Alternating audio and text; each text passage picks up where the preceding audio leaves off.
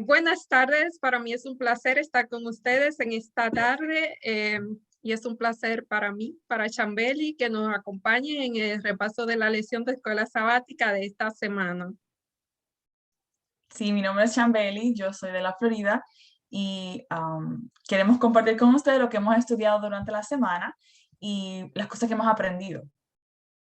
Chambeli, y el estudio de esta semana es un estudio muy bonito, muy profundo, habla de mucha de teología, como hemos visto, hemos estado estudiando el libro de Hebreos, que es un libro muy profundo a mi entender, y esta semana no es la sesión, el título de esta semana, Jesús el mediador de un nuevo pacto.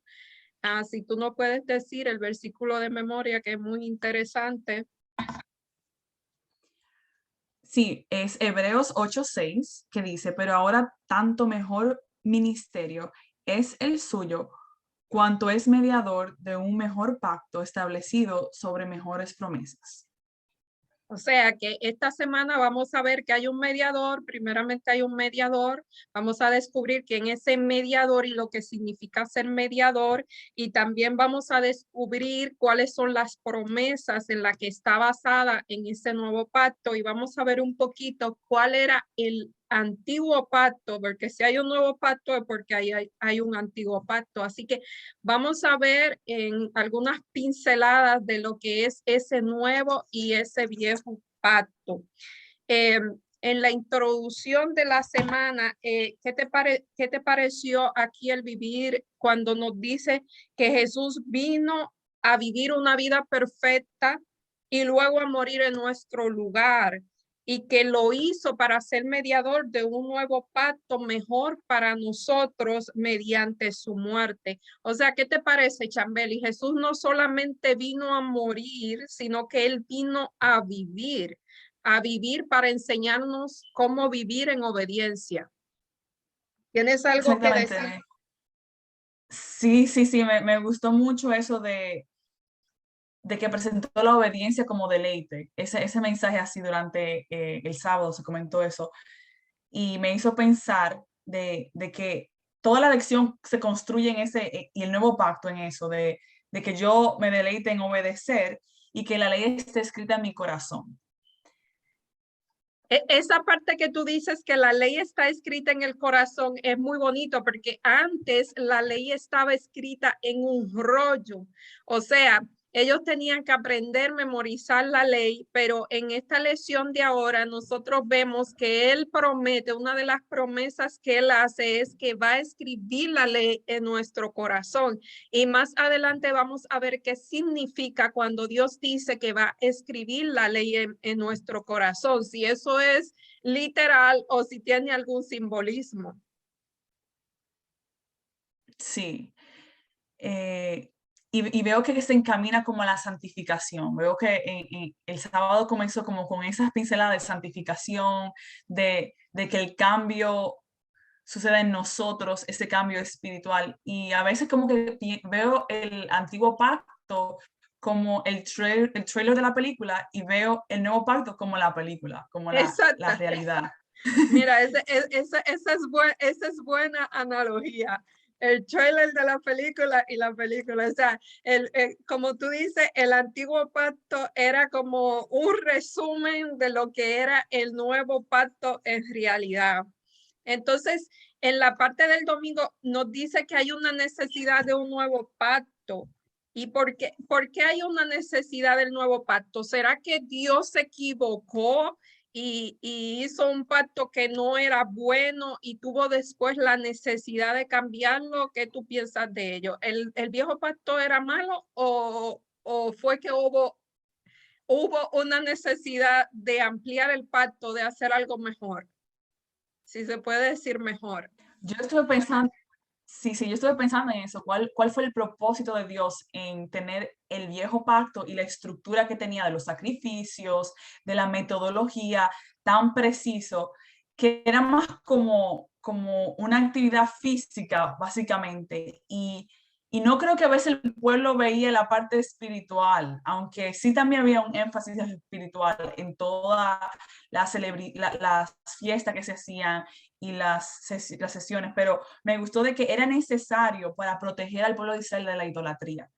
Y tiene sentido, ellos viniendo de Egipto con todas estas tendencias paganas que vieron allá. Entonces Dios lo lleva al desierto y ahí le da un nuevo pacto, pero que es el antiguo pacto, y le enseña la verdad del santuario y todas las habitaciones y todos los símbolos de este. Es muy bueno, Chambeli, porque como tú dices, quizás el viejo pacto era uno más de hacer cosas, era uno de práctica, pero lo que quería el Señor era estampar en la mente del pueblo de Israel, era como una clase. O sea, tú estudiaste enfermería, tuviste 4 años en la teoría, y cuando vas al hospital, entonces comienza lo que es la práctica, o sea, todo lo que aprendiste durante los 4 años lo comienza a practicar en el hospital. Asimismo fue el pueblo de Israel, ellos duraron, no sé, desde que salieron del pueblo de Egipto, todo el tiempo en el desierto, todo su transcurso, hasta que Cristo muere. Y vamos a decir que cuando Cristo muere es que ellos van a la práctica, o sea, todo lo que ellos estaban haciendo era pura teoría. Al Cristo morir en la cruz, entonces se hace realidad. Dice que era una sombra. Yo no sé si a ti que te gusta la fotografía, no sé si alguna vez le has tomado una foto a tu sombra y se parece a ti en cierto sentido, pero, o sea, puede ser cualquier cosa, no es una foto real, no es como si si te tomara una foto a ti y también era eso, era como la sombra de la realidad que se hizo manifiesto en Cristo. Sí, entonces ahí viene la pregunta del antiguo pacto. ¿Tuvo resultado el antiguo pacto o en cierto punto se cumplieron las promesas del antiguo pacto? La lección estuvo también discutiendo un poco acerca de eso.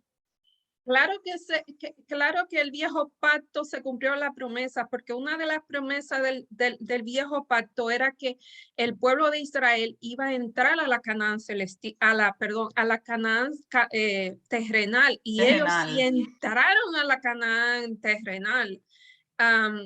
Nosotros el pacto de ahora que tenemos es que vamos a entrar a la Canaán celestial, y a ellos también se le prometió entrar a la Canaán celestial. Si nosotros vemos en el libro de Hebreos, en el capítulo 11, vemos ahí, ese se llama me encanta ese capítulo porque se llama el Salón de la Fama, no es el Salón de la Fama, sino el Salón de la Fe.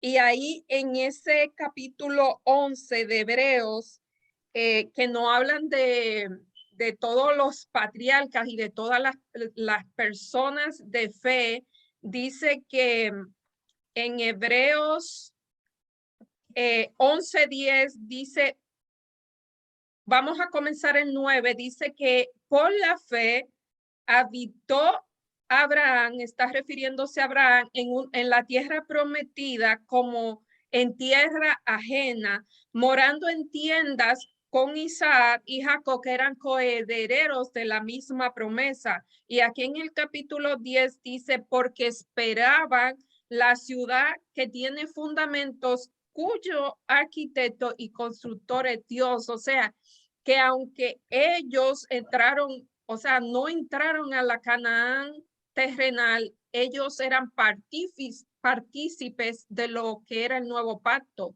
Ellos esperaban la Canaán celestial también. Y la otra parte del pacto, que era la más importante para nosotros, era que todos esos animales, todos esos corderos, todos esos machos cabríos, ¿a quién representaban? A Jesús. Representaban la muerte de Jesús. Entonces, Sí.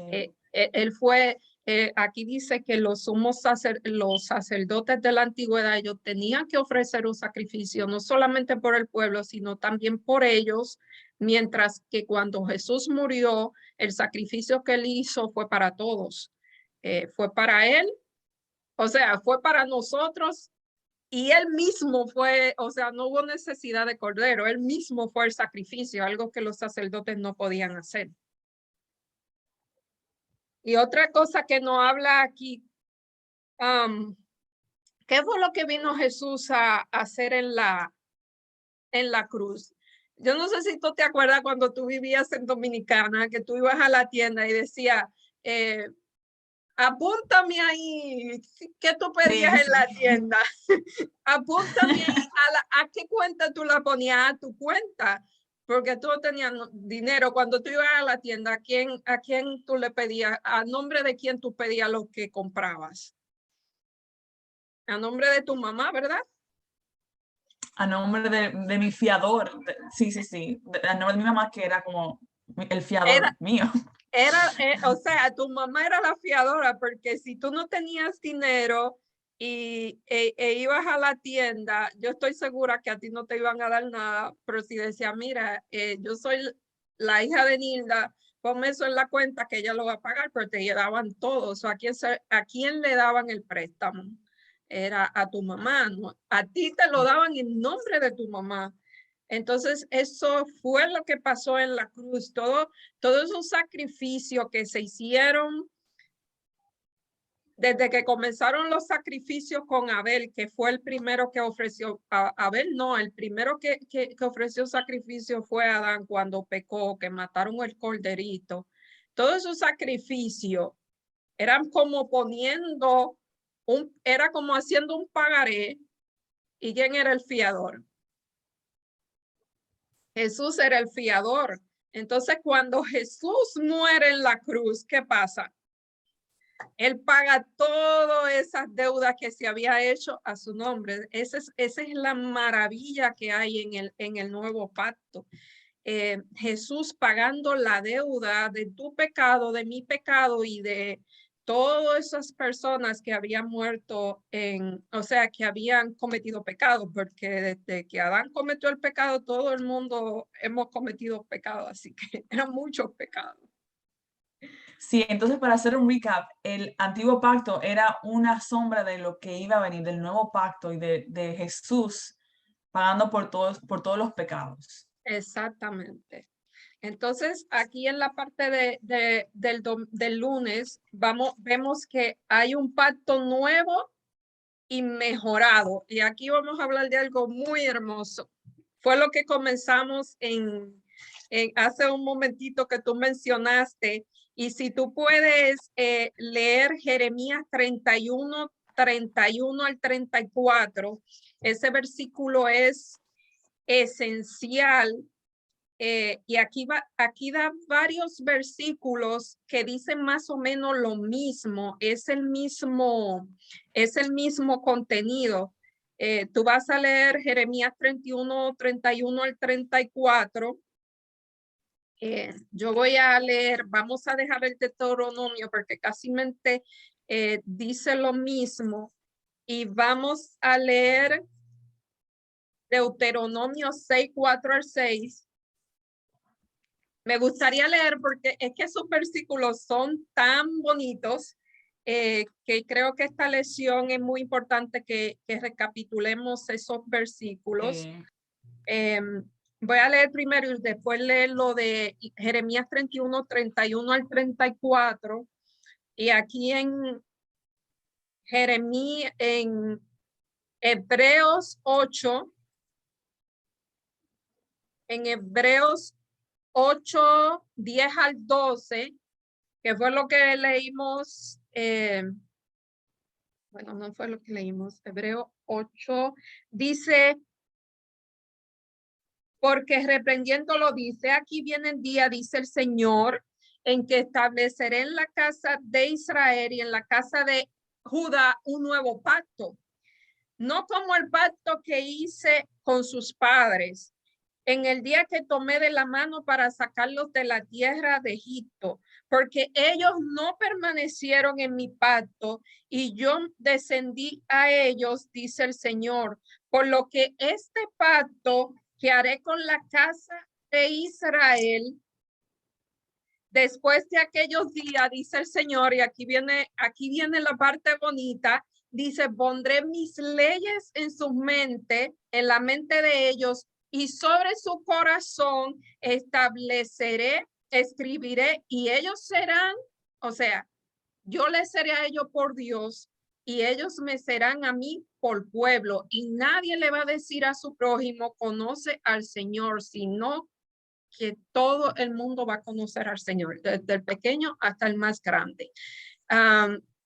¿Qué nos dice? Sí, Es bello, ¿verdad? Es una promesa, no solamente no está dando la promesa de salvación, sino que no está dando la promesa de transformación. Él no nos quiere dejar igual. ¿Qué nos dice Jeremías 31 al 34?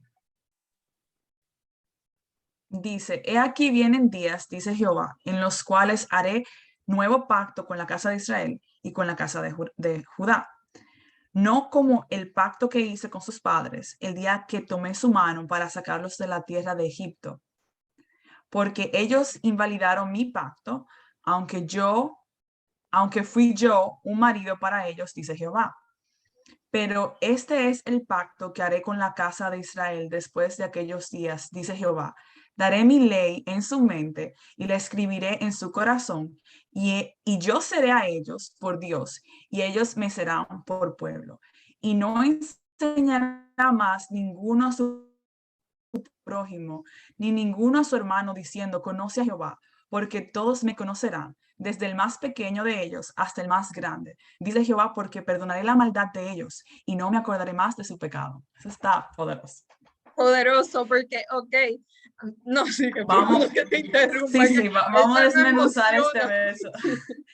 Sí, a mí me encantó eso de que cada persona individualmente va a tener una experiencia con Dios, que ya tú no vas a ir al templo y quizá ver pequeñas simbologías de Dios a través del sacerdote, sino que tú mismo puedes tener acceso al sacerdote y al templo, tú Exacto. relacionándote con Jesús, tú en tu casa. Eso fue espectacular. Me gusta eso de que va a escribir en nuestros corazones la ley y va a escribir en nuestros corazones su palabra.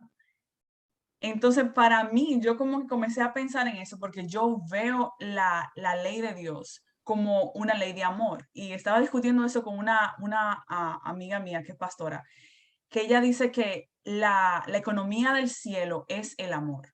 La ley se basa en amar a Dios y amar al prójimo, pero porque el pecado es la ausencia del amor y nuestro pecado nos hace ser tan egoístas, Dios literalmente tiene que decir, hey, no mates, hey, no robes, hey, esto es malo. Pero honestamente, si tuviésemos ese amor que proviene de Dios en nuestro corazón, pudiésemos guardar la ley, el espíritu de la ley. Y por ahí podemos seguir yéndonos. No, mira, es muy interesante lo que dice porque me recuerda en el espíritu de profecía dice que los ángeles no tienen que pensar, o sea, como nosotros, para ellos guardar la ley es natural. O sea, es como respirar. Nosotros es que Dios no tiene que decirnos, como tú dijiste, excelente, no hagas esto, no hagas lo otro, porque nosotros, hay una separación entre nosotros y Dios, pero lo que Dios quiere llevarnos a eso que tú dices, a que guardar la ley para nosotros sea tan natural como respirar. Entonces, eso es realmente increíble. Eso es, dice que si el pueblo de Israel hubiese comprendido lo que significaban todos esos simbolismos que realmente significaban a Cristo cuando Cristo hubiese vino a la tierra, yo lo hubiesen reconocido y aquel pacto, o sea, iba a cumplir su cometido, pero lamentablemente ese pacto no cumplió su cometido porque realmente no entendieron lo que significaban todos los simbolismos. Y yo me sentí un poco como que en inglés convicted acerca de esto, porque yo pensé, si el pueblo de Israel haciendo la misma rutina over and over and over, perdieron de vista a Jesús, nosotros tenemos un nuevo pacto y Jesús sigue siendo el centro de ese pacto. Puede ser que Amén. nosotros perdamos de vista a Jesús en este nuevo pacto, en que quizá podemos guardar la ley a letra, pero no en espíritu, como el joven rico. Todo eso yo estaba así pensando. No, no, y es buenísimo lo que dices porque, exacto, estamos en el mismo barco. Puede ser que ahora ya no estamos mirando la sombra, ahora estamos mirando la realidad del nuevo pacto, pero como tú dices, dijiste una palabra que es la clave. Ellos hacían las cosas por una rutina. Si nosotros comenzamos y hacemos la misma cosa que Dios nos manda en una rutina, podemos perder de vista el centro, muy bien, excelente, el centro del pacto que Cristo, podemos dejar de ver a Cristo por estar pendientes a la rutina de ir a la iglesia. Nada de malo con ir a la iglesia, hay que ir a la iglesia, de dar los diezmos, nada de malo con eso, o sea, eso es un mandato. Lo que quiero decir que podemos estar tan enfocados en la letra, en hacer esto como si fuera una lista, hacer esto a lo otro, que perdemos la vista de Cristo. Excelente, me gustó eso, me gustó ese razonamiento, porque realmente podemos caer en lo mismo. Sí. Entonces, en la parte del martes, vemos el nuevo pacto tiene un mejor mediador. Ahora vamos a hablar del mediador. Habíamos estado hablando del pacto, pero vamos a ver quién es el mediador de ese pacto. Y aquí nos dice, tener una palabra de griego para no dejar la teología afuera, que se dice mestres, no sé si lo pronuncié bien, que significa mediador. Y tiene otra palabra que es mesos, que significa medio. Entonces, aquí no dice, a ti te gusta un poco un poco las leyes. Así que tú podrías entender muy bien cuando se necesita entre dos partes un mediador. ¿Qué es lo que hace el mediador entre las dos partes? Bueno, trabaja hacia una reconciliación o hacia un gol mutuo que se resuelva el problema que las dos partes presentan. Exactamente, tú dijiste la palabra clave. Aquí la palabra clave es que él reconcilia. Él quería reconciliar. ¿A quién quería reconciliar? O sea, si hay un mediador que reconcilia, porque hay dos partes que tienen un problema, que están, o sea, están separados o tienen una disputa. Entonces, aquí, ¿quiénes son quiénes son los dos bandos? Los dos bandos que, en lo cual Jesús tiene que mediar. Sería entre la humanidad y el Padre, ¿verdad? Y entonces, por qué el Padre tiene, por qué Dios tiene que mediar entre la humanidad y el Padre? Creo que la semana pasada estudiamos eso de que cuando el hombre pecó se hizo vamos a decir, había un puente y el puente se rompió. Entonces Cristo tuvo que venir a reconciliar al Padre con la humanidad.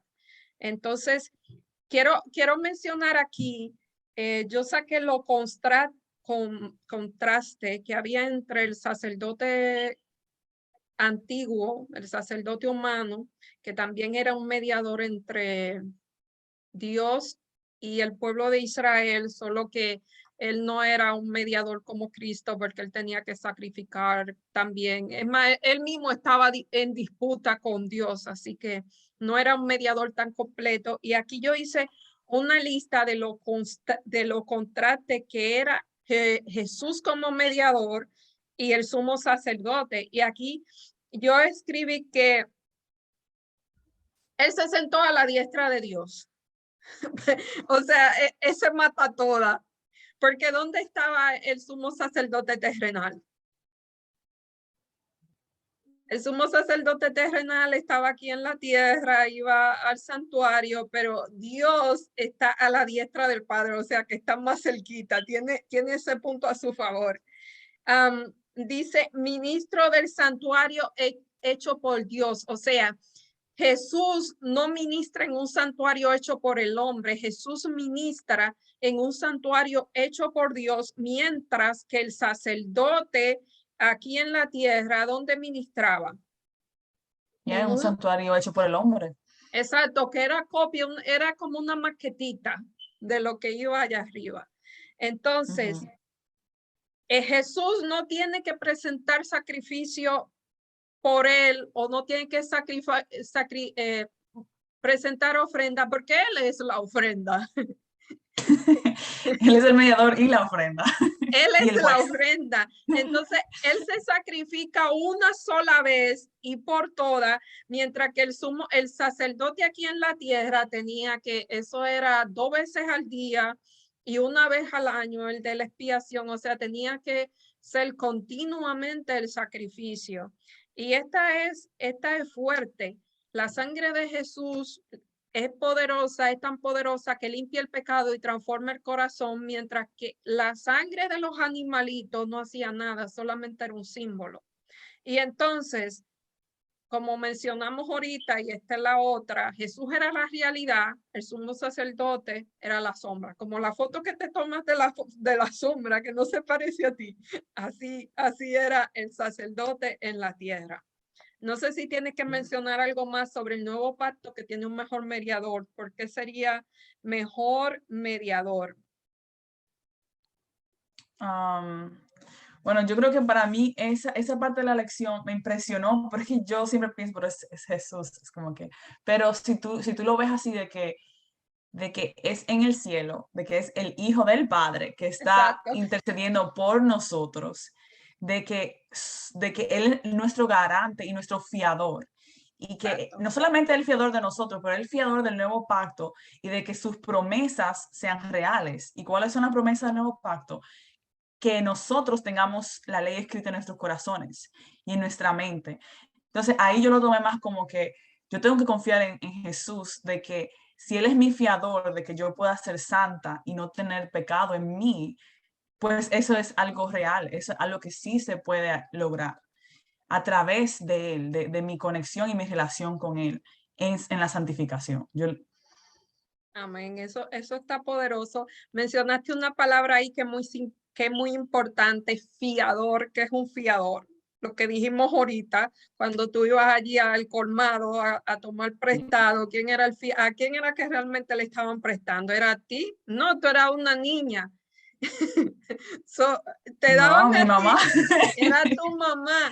Así que cuando ese pecador en la antigüedad iba y sacrificaba el corderito, ¿quién era que le daba el perdón? ¿Era el corderito o el sacerdote? No, él simplemente estaba anotando, mira, anótame este pecado en el pagaré, porque mi fiador, que es Jesús, o sea, era un acto de confianza. Si ellos lo analizaban bien, o sea, si ellos lo hacían como tú dijiste ahorita, por una rutina y no analizaban, pues era sacrificar un corderito, pero si ellos analizaban lo que ellos estaban haciendo, ellos lo que estaban haciendo era, mira, ponme mi pecado, yo lo estoy haciendo en forma simbólica por este corderito, pero yo lo que estoy es confiando en el sacrificio que más adelante se iba a hacer. Así que si nosotros vemos así y como que no entramos en la historia y veamos lo que significa, ni siquiera es teología complicada, es simplemente algo hermoso que nos habla de lo que Dios está haciendo y hará, o sea, y hace cada día por nosotros, hizo y hace por nosotros y hará. Sí, y que el anhelo del nuevo pacto era en cierto punto la simbología de que podemos ser limpios del pecado. Más ahora en el nuevo pacto es la realidad de que tú completamente vas a ser limpio del pecado. Y yo pienso que eso es una promesa increíble. Yo quería mencionar aquí de la parte del martes, antes de entrar del miércoles, algo que me parece muy bonito porque Jesús vino como mediador a resolver una disputa. Y me llama la atención y quiero mencionarlo porque a veces miramos la figura del padre como el padre autoritativo, el padre que se molesta con la criatura y que Jesús tiene que venir como serénate, estate tranquilo. O sea, vemos el padre como que es la persona a la que Jesús tiene que aplacar.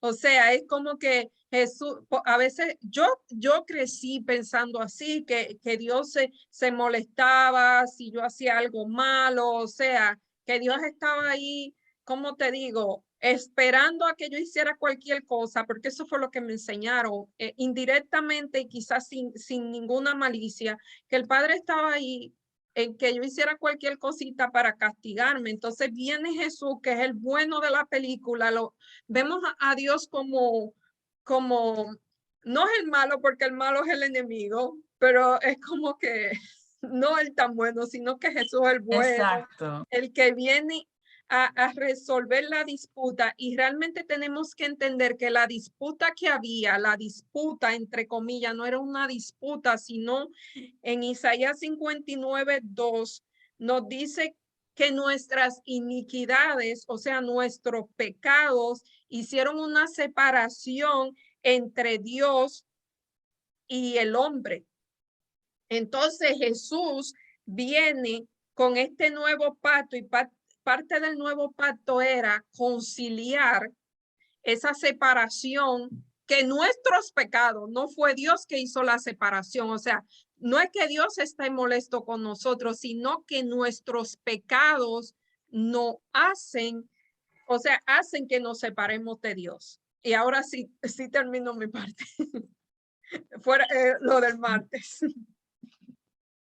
Si tiene algo que decir sobre el martes, creo que hemos hablado bastante, porque está muy bueno. Bastante del martes. Vamos a la del miércoles. Dice, el pacto tiene mejores promesas. ¿Por qué el pacto tenía mejores, el nuevo pacto tiene mejores promesas? Creo que lo hemos venido mencionando. Dice que el antiguo pacto, ¿en qué estaba basado? En la sangre de animales, de corderos y machos cabríos.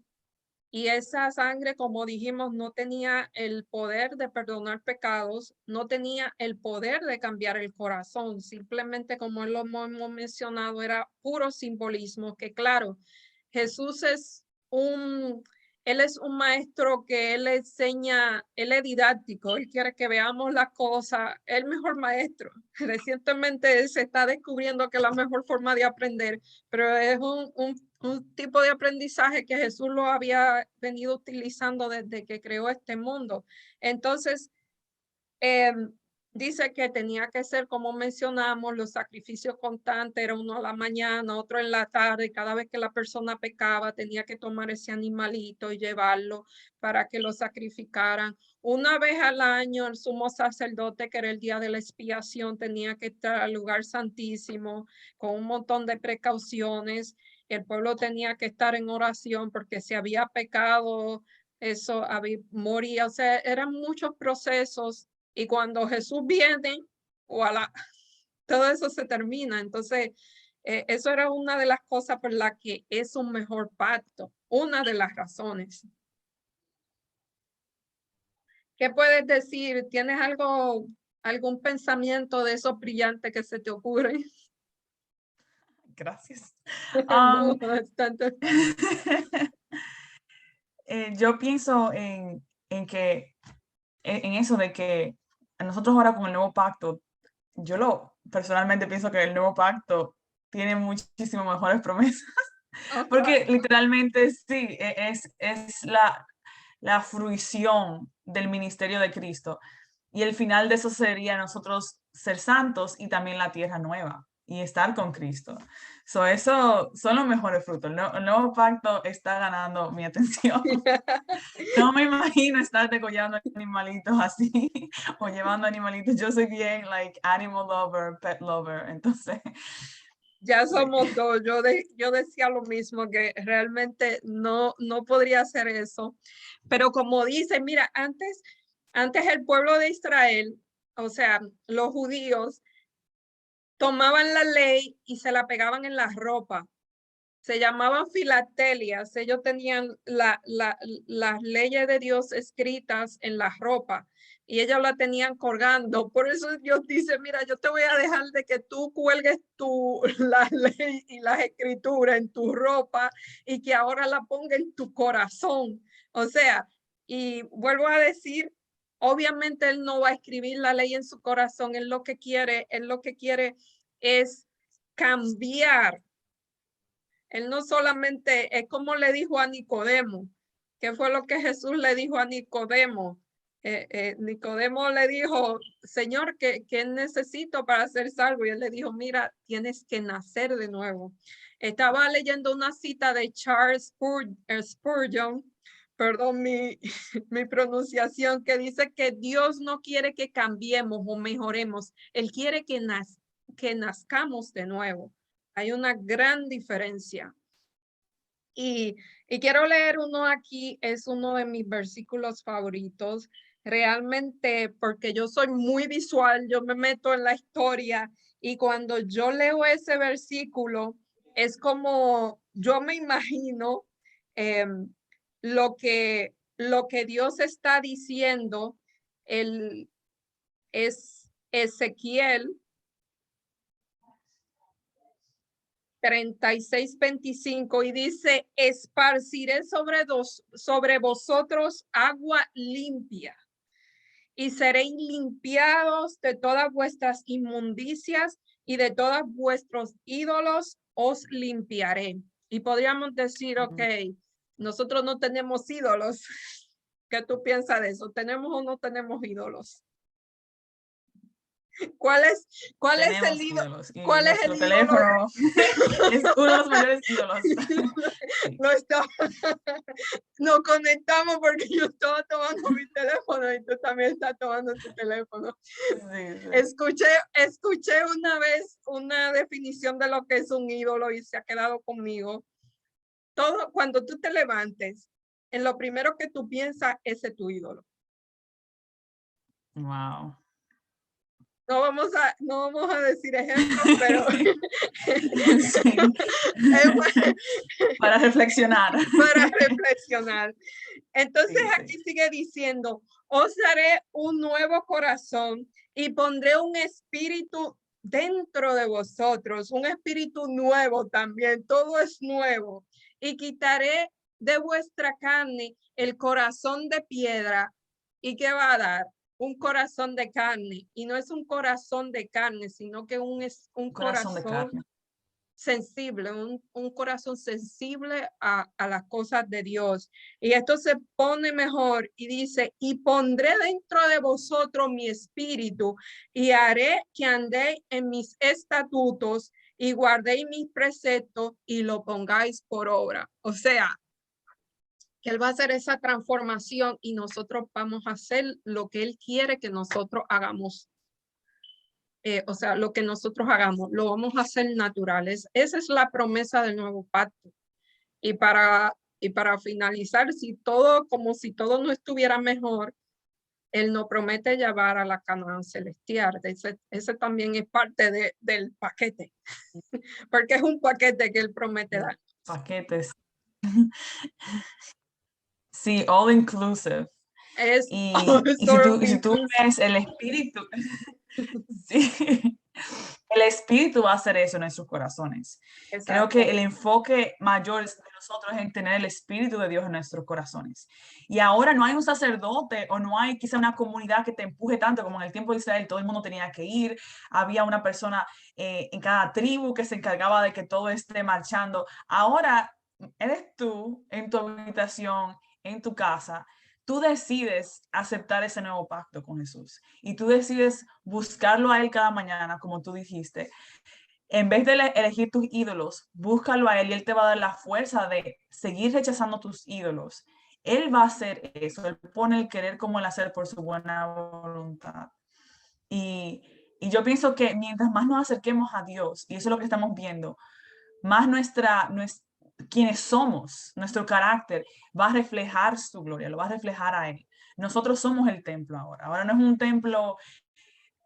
templo que tú vas a ir, no es ni siquiera la iglesia el templo que la Biblia dice. Dice que vosotros sois templo del Espíritu Santo, nosotros somos ese templo. Y es la misma palabra, yo la busqué en hebreo, la misma palabra de templo que se refería al templo de Israel, se utiliza en ese versículo creo que es en Primera de Corintios, si no me equivoco, 3:16, que dice, ¿no saben ustedes que son templo de Dios y que el Espíritu de Dios habita en ustedes? Entonces, eso es un llamado a que nosotros ahora tenemos que afianzarnos de esas promesas y afianzarnos del fiador de esas promesas. Amén, amén. Eso está muy bien. Aquí quiero ver simplemente lo que dijiste perfecto, pero anoté aquí algo que dice que Dios satisface las demandas absolutas del nuevo pacto porque dio a su propio hijo para que viviera a vivir una vida perfecta y para que nosotros por medio de esa vida perfecta, pudiéramos entonces ser aceptos delante de Dios, porque aquí entra un poquito el tema de la justificación por la fe. Nosotros no podemos vivir la vida perfecta. Aunque tratemos, Jesús va a hacer lo mejor que, con nosotros, pero ante Dios siempre vamos a ser pecadores, a menos que nos escondamos detrás de Jesús. Y cuando Dios nos ve, no nos ve a nosotros pecadores, débiles, ¿a quién ve? A Jesús, a su Hijo y a la vida perfecta que Él vivió aquí en la tierra. Así que esto es increíblemente bueno. Sí, sí, sí, es poderoso. Es poderoso. Y aquí en la parte del jueves, ya estamos concluyendo, dice, el nuevo pacto resuelve el problema del corazón. Me encanta ese tema. O sea, implica que hay un problema en el corazón. Nosotros tenemos un problema. ¿Cuál es el problema que Sí, tiene nuestro corazón? el pecado. ¿Qué es lo que nos gusta hacer a nosotros? Pablo dice que él quería hacer lo bueno, pero ¿qué era lo que él hacía? Lo malo que él no quería, eso hacía y termina diciendo, miserable de mí. ¿Quién me librará de este cuerpo de pecado? Y él mismo responde, gracias a Dios por Jesucristo. O sea, gracias a Dios, a Jesucristo, a su muerte en la cruz, a su promesa, a su vida perfecta, nosotros tenemos la posibilidad de lo bueno que queremos hacer si nos aferramos a él, o si permitimos que Él nos sostenga, podemos hacer la vida que Él quiere que nosotros tengamos. Y Amén. hay que decir algo, quiero leer una cita. Esta cita se encuentra en el libro Mente, Carácter y Personalidad, el tomo 2, la página 464. Cuando yo leí esta cita, yo dije, no, yo tengo que compartir esta cita porque es una cita preciosa. Dice, en la Biblia se revela la voluntad de Dios, por eso es importante leer la Biblia. Si usted no lee la Biblia, no puede saber cuál es la voluntad de Dios. Dice, la verdad es de la palabra de Dios son una expresión del Altísimo. Yo diría del Altísimo. Yo digo que es su carta de amor. Y cuando usted está enamorado de alguien y alguien le manda una carta, tú la guardas ahí y dice, déjame guardarla cuando tenga tiempo, la leo. Y pasan día y día y dice, déjame ver, me acordé de la carta que me mandaron. ¿Qué tú haces? ¿Tú no, ¿qué tú hacías? ¿Qué tú haces, Chambeli? No, me la memorizaba.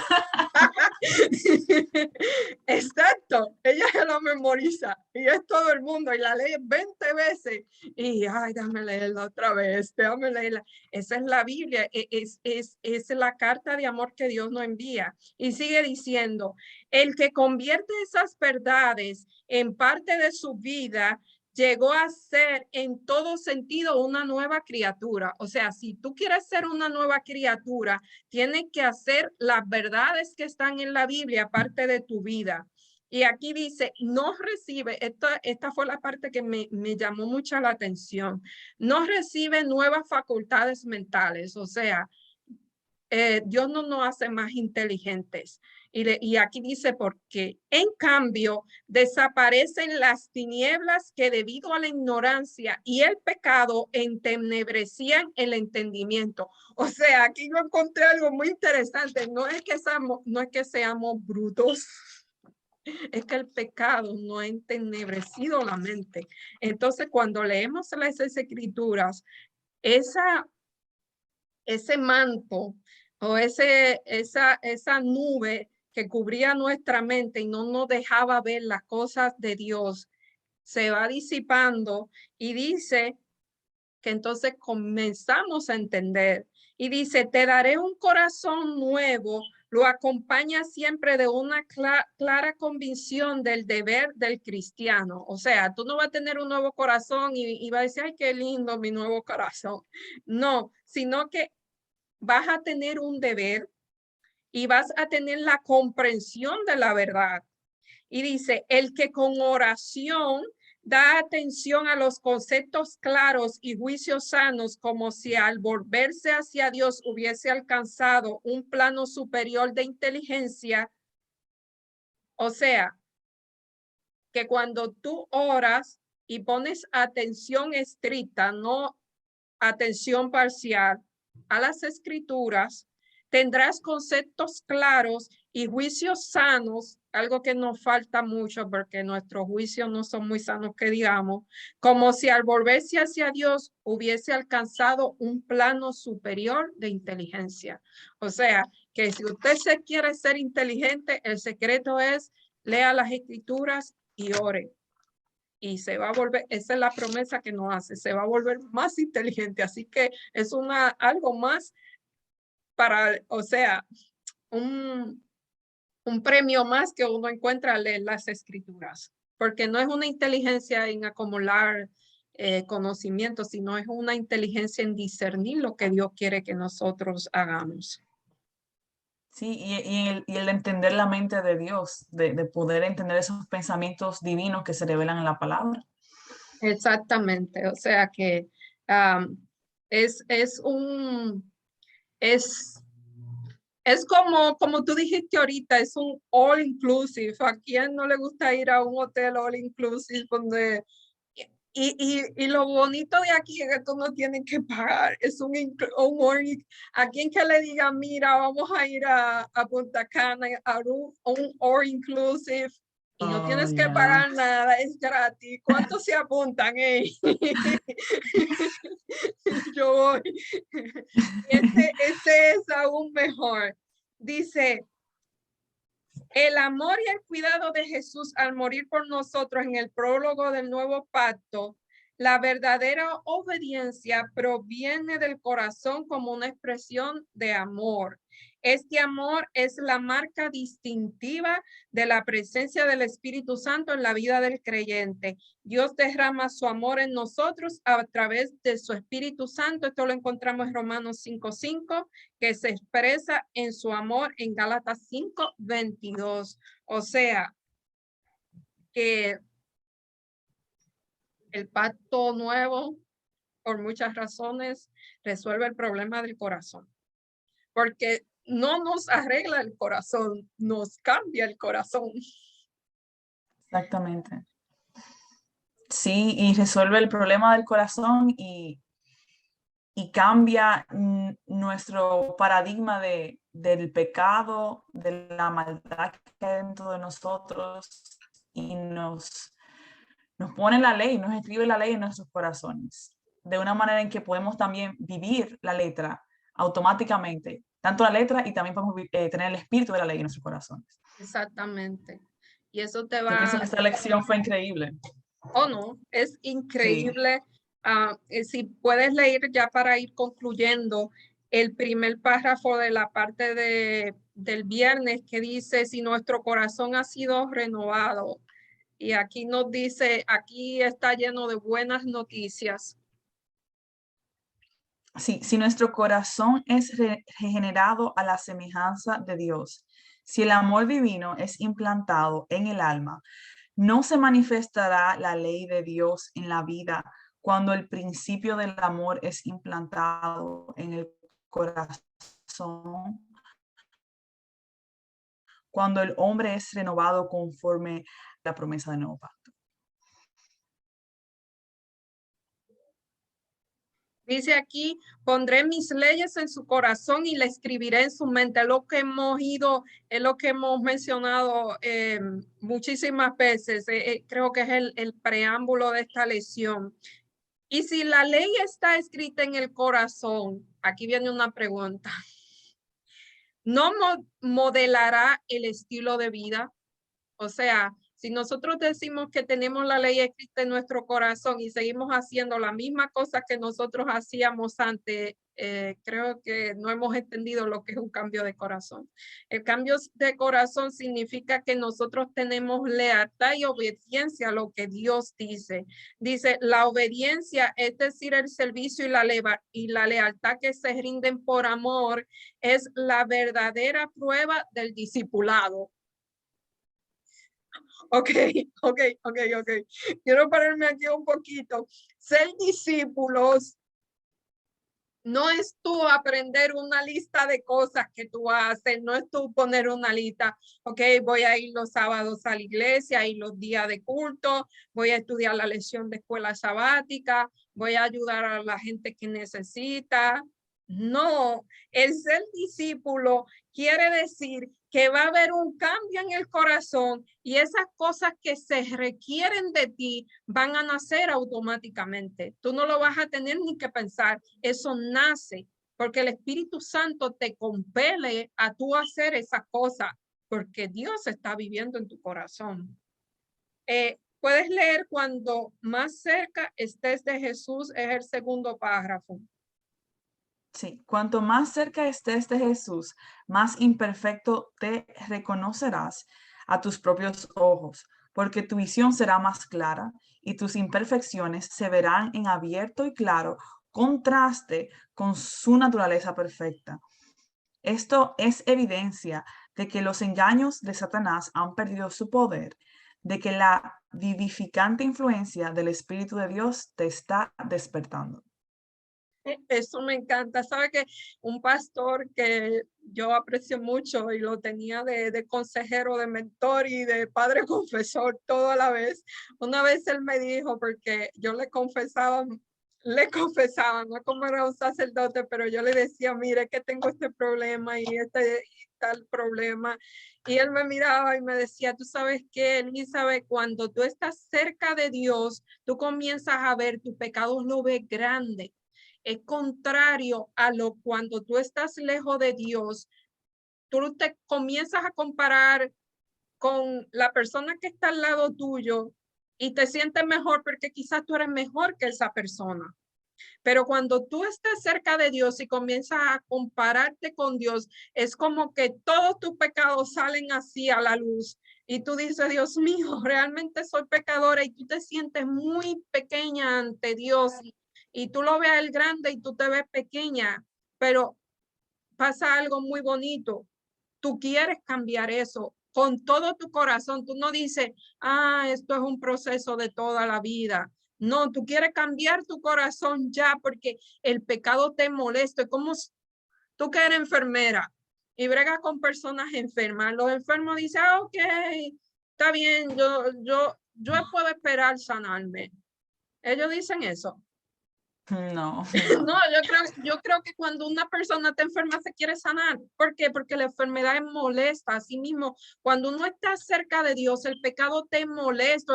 El pecado tú lo ves, aunque alguien te diga, ay, pero eso lo hace cualquiera. No, tú lo ves algo ofensivo porque es algo que ofende a Dios. Tú quieres deshacerte de eso que ofende a Dios. Entonces, eso es lo que dice, eso es lo que me llama la atención. Ya el enemigo no te tiene cegado, no te tiene embobado diciendo, tú estás bien, estate tranquilo, mira fulanito, ese es peor que tú.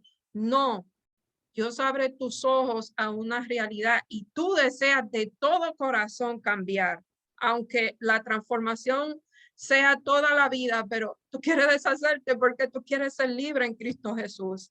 Entonces, dice, no puede existir amor profundo hacia el Señor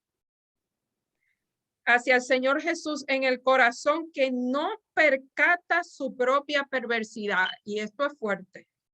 Si tú no te ves pecador, tú no estás amando a Jesús. Algo te está pasando que no ves que hay un problema. Y dice, el alma transformada por la gracia de Cristo admira el divino carácter de él y quiere tener su carácter y no puede esperar para tener su carácter. El alma transformada por la gracia de Dios admirará divino carácter de él, pero cuando no vemos nuestra propia deformidad moral, damos prueba inequívoca de que hemos vislumbrado la belleza y excelencia de Cristo. Esto está en los comentarios en la página 91 y 93. Entonces, consejo para la iglesia. ¿Qué piensas, Chambeli? ¿Vale la pena estar cerca de Jesús?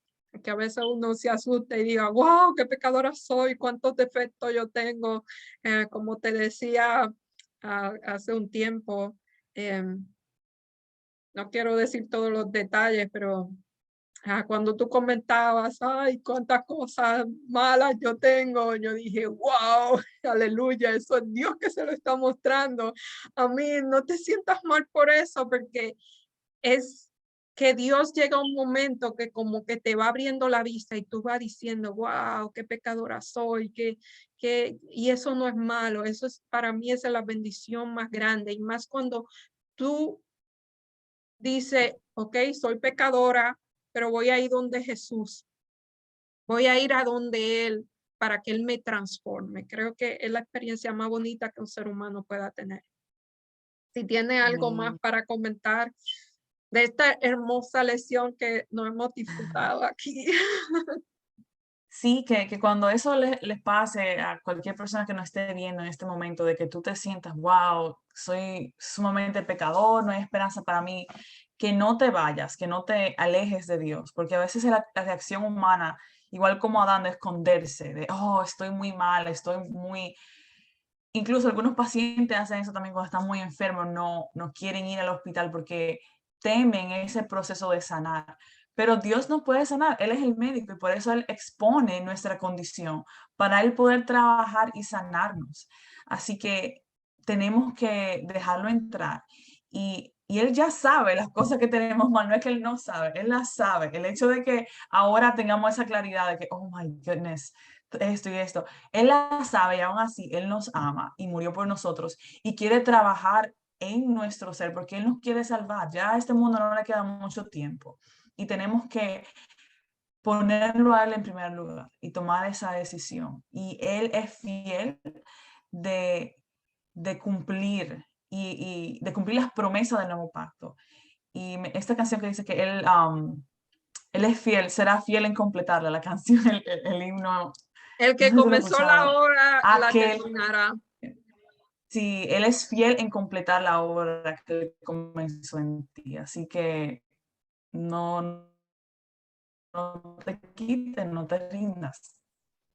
Muy bueno, muy bueno. Y tú como joven tienes experiencia y puedes testificar a los jóvenes que aunque uno se sienta a veces desanimado y se sienta muy pecador, hay dos maneras de saber. Hay una, cuando el enemigo te dice que eres pecador, él te desanima y te dice quítate. Pero cuando Jesús es el que te está mostrando, porque tú comienzas a tener una cercanía con Jesús, que by the way, vamos a decir aquí, no solo Jesús, Dios te ama tanto que dio a su hijo, o sea, no solamente Jesús el que te ama, es Dios, es el Espíritu Santo, ellos trabajan como un equipo para que tú tengas un nuevo corazón y claro, cuando tú te veas tan pecadora, puede ser que tú te asustes y digas, no hay remedio para mí, pero entonces Jesús te dice, mira mis manos, mira mis pies, lo hice por ti. Y el Padre te dice, yo no soy un padre vengativo, te di a mi hijo para que tuvieras para restaurar esa relación rota contigo. Yo quiero tener una relación rota contigo. Y viene el Espíritu Santo y te dice, mira, aquí estoy yo dispuesta a trabajar en ti para que tú cada día te parezca más a Jesús. O sea, que ellos hacen un trabajo en equipo por el bien de nosotros. Así que si vas a escuchar esta lección y no vas a acompañar en el reposo del mismo. Espero de todo corazón que te haya servido, te la disfrute como la hemos disfrutado nosotros y que nos acompañe en la próxima también, que tendremos otra discusión. Sí. No somos teólogas, solo somos personas que nos gusta estudiar la Biblia y estamos compartiendo con ustedes nuestro punto de vista quizás sencillo, no con mucha profundidad, pero con mucho cariño. Chambelis, y Exactamente. ¿Te quieres despedir y orar para terminar? Sí, gracias a todos los que sintonizaron nuestra discusión. Compartan este video con otras amistades y demás. Y también denos like a la página para que sigan creciendo los números y más personas puedan escuchar la palabra de Dios. Así que Amén. oremos. Querido Dios y Padre, gracias por esta discusión, Señor, de tu palabra. Ayúdanos a ser partícipes de este nuevo pacto que tú tienes para con nosotros, Señor. Gracias porque tú no te rindes y siempre luchas por nosotros, porque tú mandaste a tu Hijo morir por nuestros pecados, Señor, y para darnos una esperanza y una nueva vida, Padre. Ayúdanos a afianzarnos de esas promesas y a seguir indagando, estudiando y comiendo tu palabra, Señor, cada día. Que no nos desanimemos y que podamos compartir con los demás que nos rodean que tú eres amor, que tú moriste por nosotros y que tú vienes pronto, Señor. Acompáñanos y perdona nuestros pecados, Señor. En el nombre de Cristo Jesús. Amén. Amén. Gracias y hasta la próxima y denle like.